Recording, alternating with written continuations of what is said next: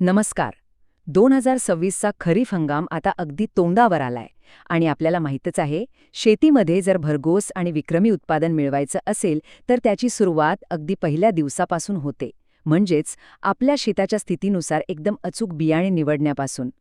आजच्या या खास सादरीकरणात आपण सोयाबीनच्या सर्वाधिक उत्पादन देणाऱ्या अशाच टॉप 5 वाणांचं अगदी सविस्तर विश्लेषण करणार आहोत. चला तर मग थेट विषयाला सुरुवात करूया. बरं, सुरुवातीलाच एक विचार करण्यासारखी गोष्ट आहे. 2026 मध्ये सोयाबीनचं जास्तीत जास्त उत्पादन काढायचं असेल तर सगळ्यात महत्त्वाचा फॅक्टर कोणता असेल? कसं आहे, सध्या हवामानाचा काहीच भरोसा राहिलेला नाहीये. कधी पाऊस खूप जास्त तर कधी अगदीच गायब. त्यात पुन्हा जमिनीचा प्रकार प्रत्येक ठिकाणी वेगवेगळा. या सगळ्या नैसर्गिक आव्हानांवर मात करायची असेल तर त्यावरचा अंतिम आणि सर्वात खात्रीशीर उपाय कोणता? तर तो म्हणजे योग्य बियाण्याची निवड. थोडक्यात सांगायचं तर हे बियाणंच या बदलत्या निसर्गावरचा आपला सगळ्यात मोठा हुकुमशहा आहे. आजच्या या सादरीकरणाची दिशा कशी असेल ते आपण अगदी थोडक्यात पाहूया. सुरुवातीला आपण 2026च्या हंगामाचा एक ओव्हरव्ह्यू घेऊ. त्यानंतर भरघोस उत्पादन देणारे संगम आणि दुर्वा, लवकर काढणीला येणारा पीडीकेव्ही आंबा, जुनं आणि भरोशाचं वाण JS 335, मजुरांची बचत करणारं ग्रीन गोल्ड 3344 आणि सगळ्यात शेवटी आपल्यासाठी योग्य बियाणे कसे निवडायचे यावर आपण चर्चा करणार आहोत. तर वळूया आपल्या सादरीकरणाच्या पहिल्या टप्प्याकडे. 2026 सोयाबीन हंगामाचं विहंगावलोकन. इथे आपण आजच्या या 5ही मुख्य वाणांची आकडेवारी बघतोय. फुले संगम, फुले दुर्वा, पीडीकेव्ही आंबा, JS 335 आणि खाजगी बाण असलेलं ग्रीन गोल्ड 3344. याकडे आपण एखाद्या महत्त्वाच्या गुंतवणुकीसारखं बघू शकतो, कारण शेवटी शेती ही सुद्धा एक गुंतवणूकच आहे ना.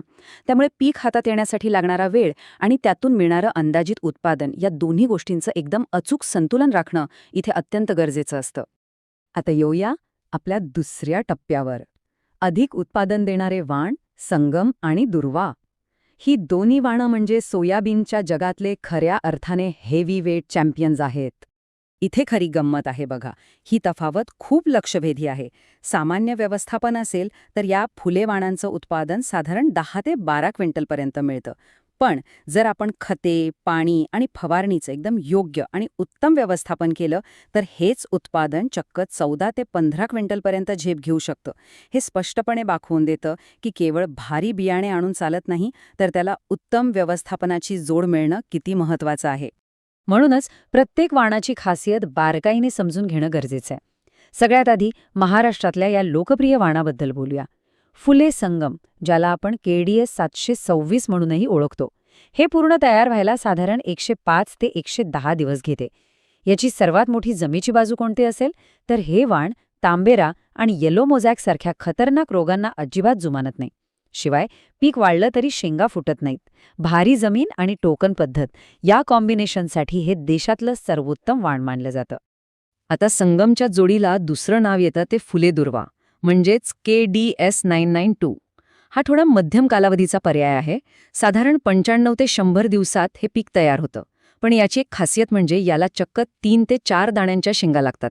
ज्यांची जमीन मध्यम किंवा भारी प्रकारची आहे त्यांच्यासाठी हा एक अतिशय उत्तम पर्याय आहे. शिवाय संगमच्या तुलनेत हे थोडं लवकर हातात येतं. आता आपण तिसऱ्या टप्प्याकडे जाऊया. लवकर काढणी, पीडीकेव्ही आंबा. जिथे निसर्गाच्या आणि पर्यावरणाच्या काही मर्यादा असतात तिथे हे वाण मदतीला धावून येतं. 92 ते 98 हा आकडा लक्षात ठेवा. हे वाण खऱ्या अर्थाने जलद आणि लवचिक आहे. अवघ्या 92 ते 98 दिवसांच्या विक्रमी वेळेत हे पीक थेट काढणीला येतं. जिथे वेळेची कमतरता आहे किंवा दुबार पेरणीसाठी रान लवकर मोकळं करायचंय तिथे हा एकदम परफेक्ट पर्याय आहे. कसं आहे, ज्या भागात पाऊस कमी पडतो किंवा पाण्याची अजिबात सोय नाही अशा कोरडवाहू शेतकऱ्यांसाठी पीडीकेव्ही आंबा एखाद्या वरदानासारखं काम करतं. हे पांढऱ्या फुलांचं वाण उत्तम रोगप्रतिकारक तर आहेच, पण काढणीला उशीर झाला तरी याच्या शेंगा फुटत नाहीत. इतक्या कमी वेळेत आणि पाण्याच्या टंचाईतही हे वाण एकरी 9 ते 11 क्विंटलपर्यंत अगदी भक्कम उत्पादन देऊन जातं.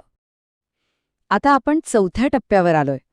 जुनं आणि भरोशाचं वाण, JS 335. सोयाबीनच्या इतिहासात या वाणाचं एक वेगळंच महत्त्व आहे.